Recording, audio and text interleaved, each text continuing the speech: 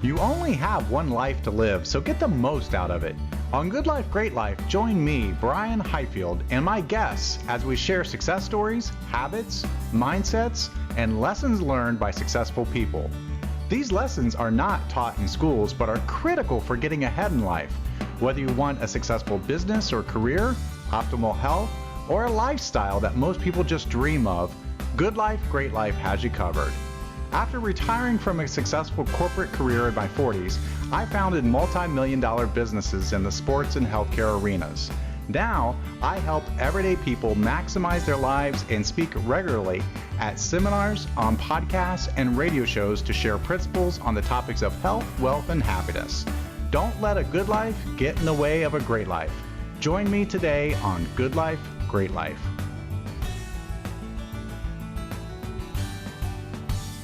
Well, welcome to another episode of Good Life, Great Life. Today we have with us Dr. John Demartini.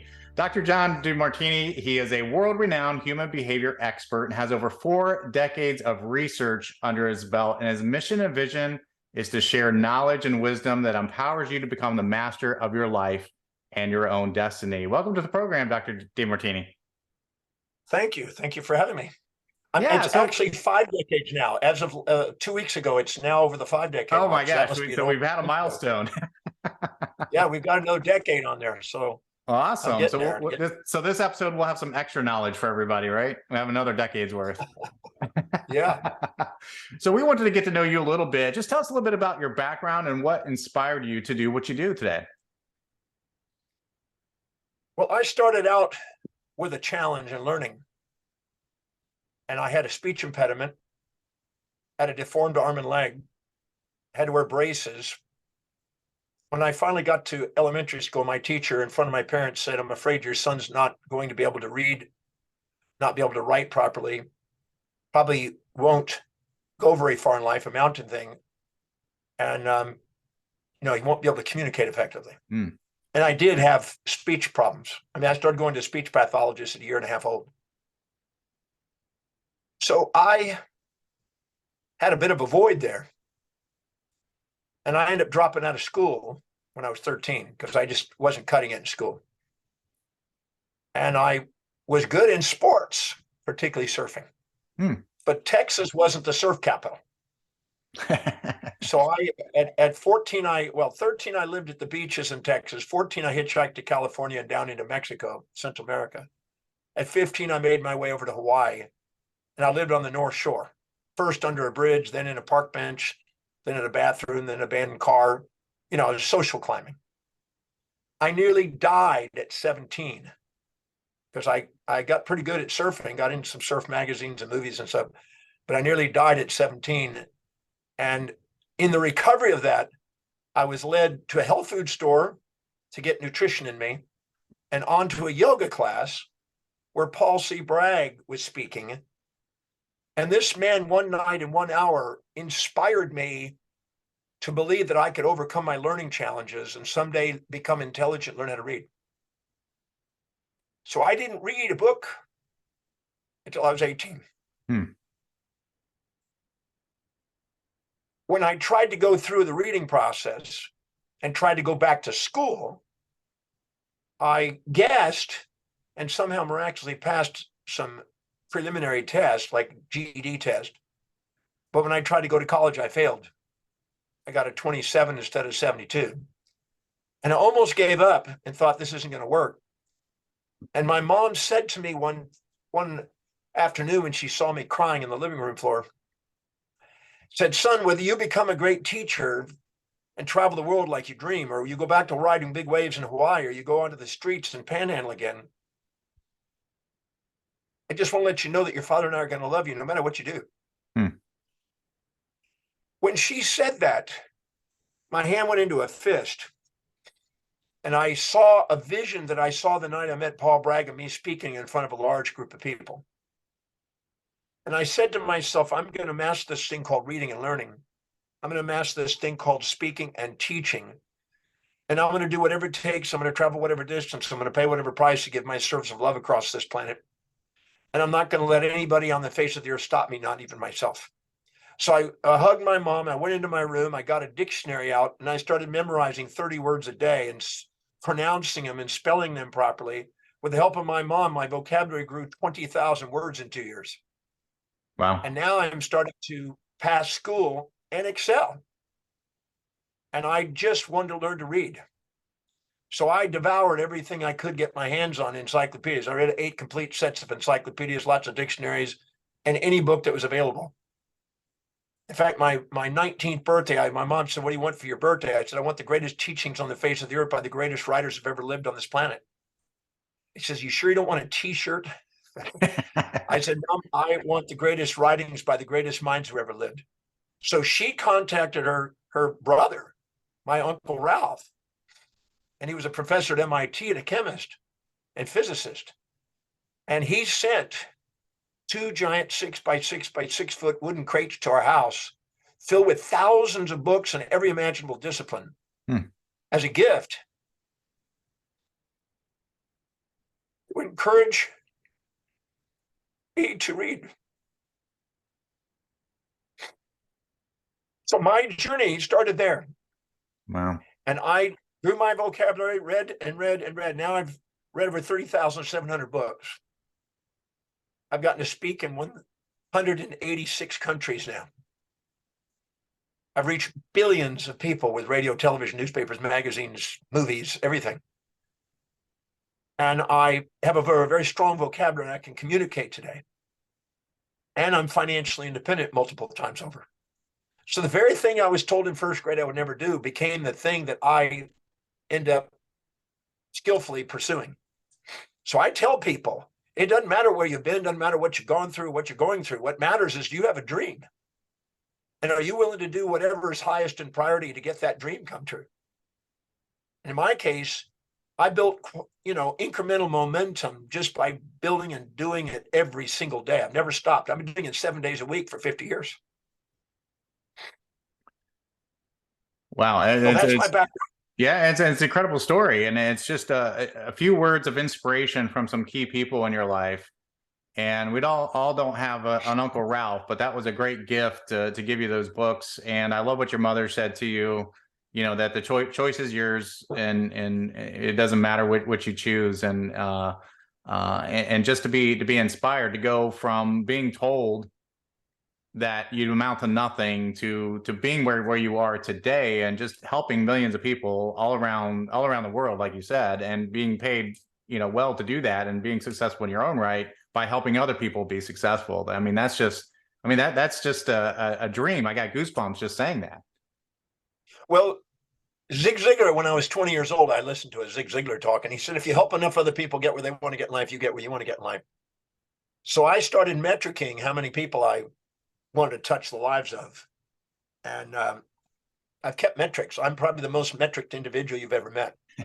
I keep metrics of every radio show, every newspaper, every podcast, every magazine, every newspaper, every movie, everything. I keep record of it to see if I'm actually accomplishing what I set out to do. And I'm a firm believer that if you have an astronomical vision, the world is yours. The magnitude of space and time in your innermost dominant thought will determine the level of conscious evolution you've attained. It was Seneca who said, you measure an individual by their most distant ends. How big a vision do they have? Is it just immediate gratifying and amygdala-based, or is it executive-centered and it's a long-term vision like going to Mars with Elon Musk? How big a vision do you have? The greater your vision and the more the challenge that inspires you to want to solve, the greater your life. Leaders pursue challenges that inspire them. Followers try to avoid challenges that inspire them. That's the difference. And talk about inspiration a little bit. I mean, how can people, because a lot of people, I think they're looking for inspiration to do something big with their life, to cast that vision, and to really get to a point where they serve a purpose and their life's purpose. That's what they're seeking. I mean, how do people sort that out? Well, I started working on that 50 years ago, and I figured, what's the source of that? So I'll just summarize it here. Every human being, no matter what their age or gender or spectrum of gender or culture, lives moment by moment by a set of priorities, a set of values. things that are most to least important in their life. And these set of values filter how they perceive the world, how they decide to act in the world, and what they act on. So you tell me what the hierarchy of your values are, and I'll tell you where your destiny is. Because whatever's highest on your value is where you're going to go after. That's where you're going to excel. Now, as Aristotle said in his times, the very highest value, the telos, as he called it, the end in mind, is the teleological purpose. It's the most meaningful and purposeful thing we can pursue. It is also the ontological identity. Our identity revolves around what we value most. My highest value is teaching, so I'm a teacher. If my highest value was cooking, I'd be a cook. And our epistemological pursuit of gaining excellence in academic knowledge is excelled in the area of our highest value. That's where we're going to absorb information most. We have attention surplus order and a selective biased attention for anything that's high in our values. So identifying what's high in our values on my website, drdemartini.com, complimentary for years, there's a free value determination process for people to do. Millions of people have used it. Governments, corporates, you name it. But I encourage people to do it. It's a great gift, because if you take the time to go through it and answer it as honestly as you can, and do it again and answer it even more honestly, because most of the time you lie. You let your mothers and fathers and preachers and teachers and mores and traditions and conventions influence and cloud the clarity of what you really are called to do on the planet. But once you identify what that is, and it's really inspiring, whatever's highest on your value, you are spontaneously inspired to act on. I'm spontaneously inspired to teach. Nobody has to, if you can find, I tell people, if you can find anybody that's had to motivate me to speak in the last 50 years, you got free seminars, but you won't find it. I don't need motivation. Motivation is a symptom, never a solution for excelling. It's a symptom that you're not doing something that's meaningful and truly inspiring. So finding out what that highest value is and structuring your life by asking the question, what is the highest priority action I can do to fulfill this highest priority on a daily basis? And how can I surround myself with people that I can delegate lower priority things to, so I can get on with doing what I feel called to do? Accelerates the vitality in your life, the vision in your life. Whenever you are living by your highest value, the blood glucose synoxion goes into the forebrain, activates the executive center, the medial prefrontal cortex. And that is connected to the V5, V6 areas of the occipital cortex, where we see vision. So those with a vision flourish. But when we're in our amygdala and we're doing lower priority things and we're into survival, we can't see the vision. We've lost our vision. And people who are just subordinating to outer authorities and trying to be somebody they're not, and envying and imitating other people, and not being true to themselves, and not being authentic and integral to what is truly meaningful, and giving themselves permission to pursue it and delegate all the rest, they're going to automatically slide in self-worth. They're going to diminish their energies. They're going to be clouded in their clarity. They're not going to know what their purpose is. And you ask people, they go, I don't know what my purpose is. It's because they're subordinating to outer influences. But people who are really clear about what their mission is, they see it in their mind's eye. I have a painting in my office that's 5 foot by 4 foot that Andrew Tisher from Melbourne, Australia painted of me standing in front of 1 million people speaking, with every iconic building from every major city around the world in the background. And we painted that as a vision to hold. And so when you walk in, you see that it's a tearjerker, because it was what I saw when I was 17. It was an epiphany, and he captured it. And I believe that people who are willing to live according to what their true authentic path is, their real mission, their dharmic path, as the Buddhists say, not their karmic samsara wheel, which is a distraction of impulses and instincts, but a real inspired mission. Those people become unstoppable. They develop incremental momentum and achievement, and they are basically leaders. And every single person has that in them. Every individual has the potential for doing that the second they get congruent. I love helping people find out how to do that. I love teaching them that science, because the second they do, they don't need motivation. If you need motivation to do what you say is important, what you say is important isn't important. Motivation is a symptom, and rhetorical persuasion of rewards and punishment is the lowest banal aspect of philosophical thinking. Being inspired intrinsically from within is where that's where the power is. And that's what I'm interested in. I'm not interested in motivating people. I'm not a motivational speaker. I'm an educator on how to live an inspired life and a masterful life. That's what I do. Yeah, and you really help them dig down into what inspires them, because it could be different for anybody, but you got to discover that. And then you're self-motivated at that point once you're focused on what, as you determine what's your value, what your priorities are. Thousands of years ago, when we started to moving into sedentary lives and we started to move from a nomadic, wandering life, and people started doing different specialties. I'm going to cook, you're going to build furniture, you're going to plow, you're going to do this. We became more and more dependent on other people. We weren't well-rounded and capable of doing everything and it was more efficient, but we also became more dependent. And so the fear of banishment and the fear of loss and rejection by the crowd grew. And so people are frightened of not fitting in instead of standing out. But how are you going to actually make a difference in the world if you don't stand out? The people that fit in don't make a difference. The people that stand out do. Ernest Becker, in his Pulitzer Prize-winning book, The Denial of Death, addressed this, and many others have done it. Well, Ralph Waldo Emerson said, envy is ignorance and imitation is suicide. And Einstein said, my contempt for authority is what made me one. He stood up to authority. He didn't subordinate to it. But so many people are subordinating to their community, their mothers and fathers and preachers and teachers, and they're so worried about not fitting in that they lie to themselves about what's important to them, and they don't access the real driving force that really spontaneously inspires their life. Yeah. And I do what I can to get them past that. And I'm pretty good at it. I've been doing it a long number of years. No, and it's wonderful because, I meet people all the time. I just met, a dad on the playground with my son the other day, and within 30 seconds of conversation, he was telling me how hard his life is, that he's working so many hours at a job that he doesn't love. His wife is in a similar situation, but they're doing what they can to support the life. But so we're talking like what can he do to figure out to really get a more meaningful life and provide for his family in a more abundant way?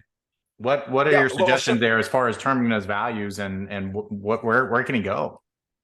The first thing to do is to make a list of everything you do in a day. Everything you do in a day, and make an exhaustive list of everything you do in a day. Now that day may be one of 3 or 4 months worth of things you do. So put everything you might do during a 3-month period into that list.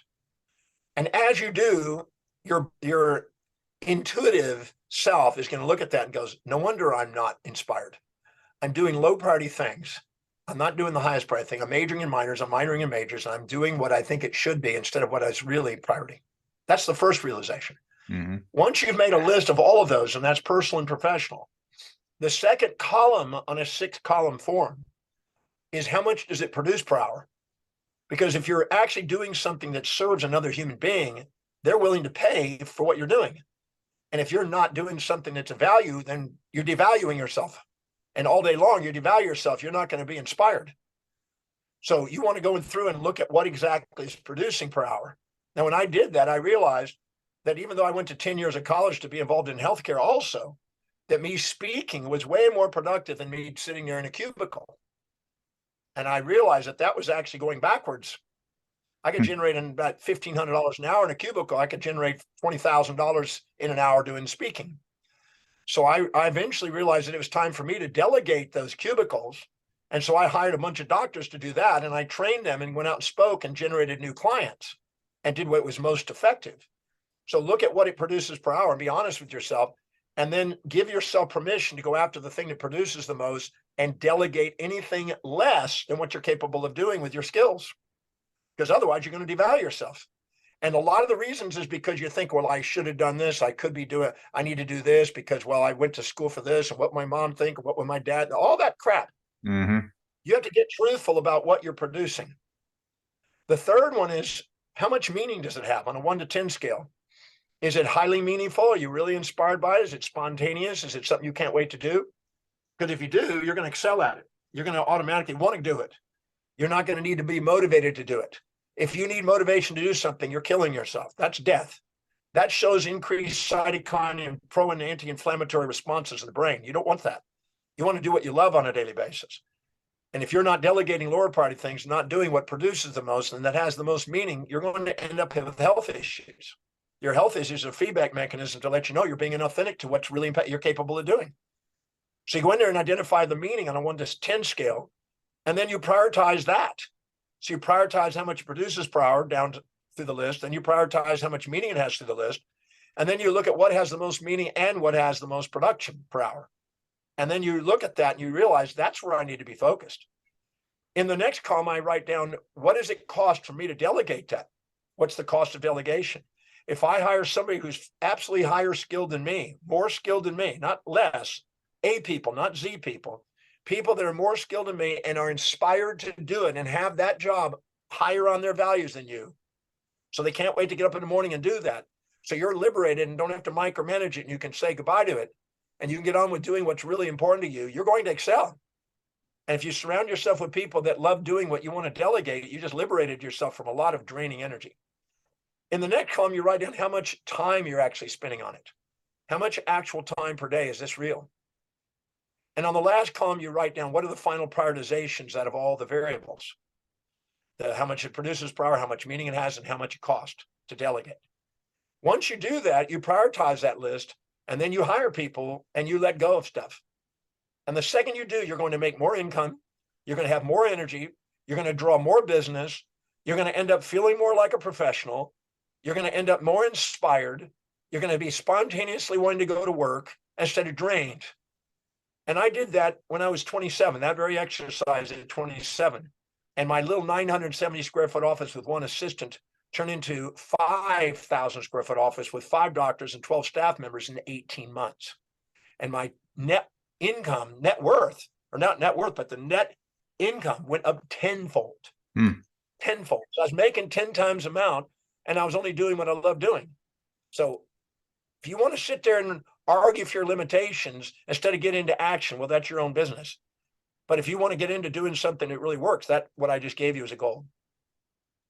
No, and that's so true, because you got to get outside the box that people put on you, because you think that there's these barriers that don't really exist, that other people have placed them there, and so you think they're there, but you really got to look past that in order to get to where you want to be. There are no barriers except self-imposed barriers. All you have to say is thank you, but no thank you. Love it. Love it. I wish we had more time. It's hard to cover 5 decades of great information here. And so I wish we had more time here. Any final thoughts? Yeah, Brian, I only do 4 things today. I teach most every day of my life. I research and write. I travel the world on my ship. I live on a ship. And we go all over the world. And I built wealth. And I help people build their wealth. And so I do what I can to help entrepreneurs live extraordinary lives. And I don't do anything else. I haven't cooked since I was 24. I haven't driven a car in 32, almost 33 years. I have a captain. I have a pilot. I got all the people that take care of all those things that I don't want to do. And I do what I love doing. And I didn't do it. People think, well, you got there because you're wealthy. No, I got wealthy because I did it. Awesome stuff. So how can our audience just learn more about what you do and learn more about determining what their values are? Where can they go? All they have to do is go to drdemartini.com and then type and look for determine your values. And it'll take them 30 minutes, a little survey, 30 minutes. And then do it again a week later, do it again a month later, do it again 3 months later, because you're going to lie to yourself the first time, because you're going to write down what you think it should be, ought to be, supposed to be, got to be, all the imperatives by all the authorities that run your life. If you're really honest, you might nail it the first time, but most people don't. And unless I'm right there on their shoulder. If I'm on their shoulder, I know how to get them there. But if you don't, but do it again and again until you look at your life and you go, that's what my life demonstrates. Your life demonstrates your hierarchy of values. Tell me what your life demonstrates. I'll tell you what's important to you. Because every decision is based on what you believe will give you the greatest advantage or disadvantages at any moment in life, according to what you're perceiving in your reality. Awesome. Great stuff. We're going to have that website attached to this podcast. Thank you so much. Our guest today has been Dr. John Demartini. This has been wonderful, just knowledge base. I wrote so many notes down on this. I hope our audience was paying full attention. I hope you took notes. If you didn't, I want you to listen to this episode again. Thank you so much, Dr. Demartini. Thank you for the opportunity to be on your show. Thank you. Thank you for listening to another episode of Good Life, Great Life, brought to you by Brian Highfield. We hope you enjoyed listening to this week's guests and stories. If you like what you've heard, please consider subscribing wherever you listen to podcasts.